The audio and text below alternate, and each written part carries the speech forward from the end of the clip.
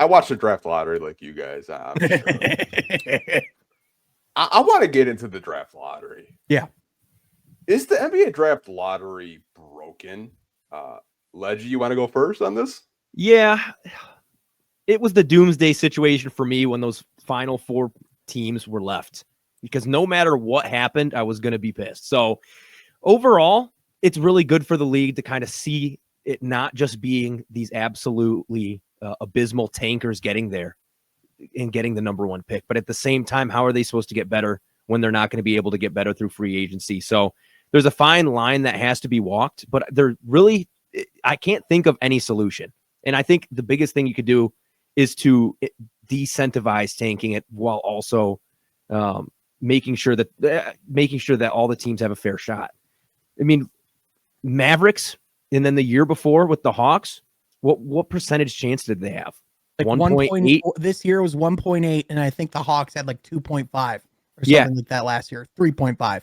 That's crazy. That's crazy to me, and it just shows that, I mean, just making the play-in isn't just a negative, because a lot of people say if you make the play-in, you're not really going for anything and you're kind of stuck in the middle. Well, we just saw 2 years in a row with that there were huge jumps. They had a 3% chance, by the way, to win the lottery. So I think both can be true. That I think the league most certainly has done what they set out to do with curbing tanking, because it certainly was a massive issue when they implemented the flattening of the lottery odds. I mean, the 76ers literally tanked like 3 or 4 years in a row. They almost did a half decade of tanking. And I think the league realized, just like how bad that is for the integrity of the sport and for the health of the league. I do also think, though, that when you have all these situations where you have teams like the Jazz, the Wizards, the Hornets, that some of these teams that are just, quite frankly, that bad, and some of it is their fault, some of it is just the way that the wind blows, so to speak. And it's impossible to not feel awful for Jazz fans, and especially for Wizards fans, for what they went through. And I think, like, because the league, it's not like we can promote or incentivize tanking, because obviously it's bad for the sport. We want, part of that is we probably have too many games, but no one wants to touch that issue because no one wants the pot to go down as far as money goes. So a lot of the solutions I've heard, there's been a lot of creative conversations, and it feels like we always kind of have these every year where everyone pitches their solution to the lottery, and it's always this elaborate, insane process that I'm just like, this is just convoluted to me. I think we overthink it. I think, if anything, I think the league should consider splitting the odds of where they were now and where they were before. It was 25% for the worst team before to get the number 1 pick. Now it's 14.5. I think it should be somewhere in the middle, like 19 or 20% personally. Because on one hand, although you don't want to give teams the excuse to tank, as Sam Presti argued when he was the one GM out of the 30 that voted against this lottery odds flattening, how else are these markets supposed to get these types of players? Because I'm sorry, Cooper Flagg's not signing to Utah on free agency. Like the Milwaukee Bucks weren't exactly in the LeBron conversations whenever he's been a free agent, right? Like it is impossible to not acknowledge that some teams just operate on a different plane of rules and circumstances than the others, right? Like the Los Angeles Lakers do not get their players the same way as the Indiana Pacers. That's just not how it works, right?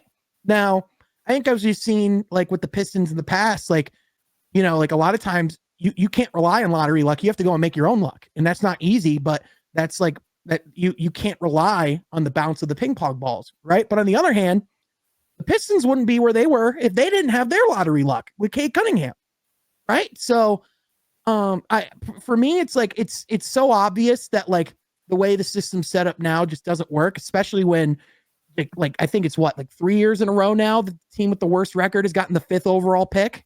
Mm-hmm. And I'm sorry, but it's like, how is it healthy for the longevity of the league when you have multiple markets who are just going to lose hope that their franchise can turn it around, right? Like, yeah, like, great for Dallas. The fans didn't deserve the Luka trade and everything that went down. They absolutely, like they deserve it. The organization doesn't, but the fans do.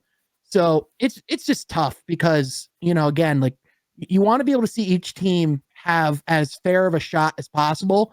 And the way things are set up, it's just, how are the Wizards going to even get to the play-in tournament in the next 5 years if there's not some form of luck that heads their way?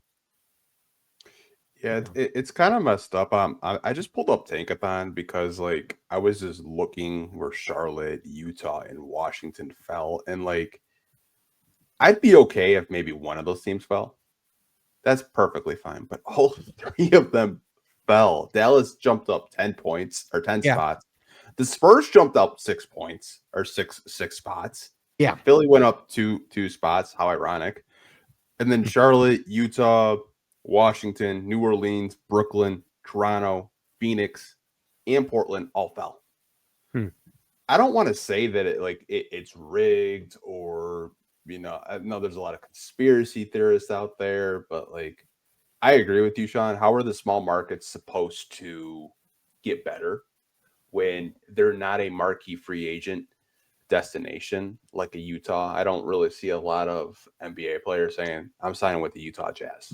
No, I've never heard the phrase, I'm going to take my talents to Milwaukee to join the Milwaukee Bucks. Yeah. That's not going to happen. Like, pretty honest, you never heard it. No. Like, you never heard it. But, like, I'm sorry, 8 weeks of misery. I don't really think Dallas deserves it. I think an organization like Utah, Washington, or Charlotte, I think they deserve it. I kind of feel bad for those organizations, but I mean, Utah, on the one hand, they were tanking harder than I've ever seen. I mean, it was up there. I mean, they were getting fines for not even playing players. Like Lauri Markkanen was on the bench half the time. Like I was like, where the hell is he? Like, it was just kind of like crazy shit. Yeah, Markkanen was one of those favorites to be traded to the Pistons and to all these other teams that want to take the next step. But after seeing him not play, people are really turned off by that. And that's solely based on what the general manager and what the management of Utah is doing. Because the player is still a damn good player. I love what he does. But we just haven't really been able to see it to the full extent over the past couple of years. Yeah. Well, now, I mean, I guess the one thing that is cool about, or the one positive about the way that the system is currently set up, is that if there's anything that like teams have been taught, it's that there's no more incentive to not try and do your best.